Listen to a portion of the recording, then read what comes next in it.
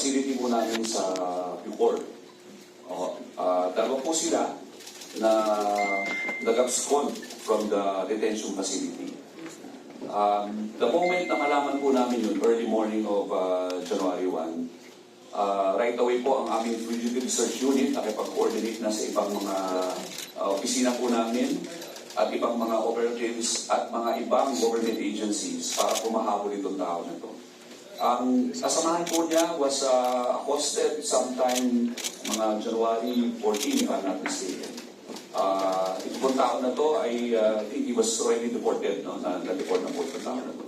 Ito pong si Mr. Lee, palipat-lipat po ng mga lugar. May mga information po kami na nakuha at sa tulong po ng NBI, kami po ay umikot na iba't ibang mga lugar. Nakaabot na uyan ng Baguio, ibang probinsya nakarating ng Metro Manila,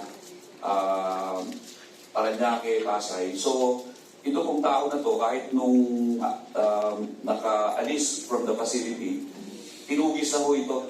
Yun lang, medyo mailang. Pero through the concerted efforts and coordination with the NBI, ito po, nahuli na po ang tao na to. You to prove that it's not true, okay?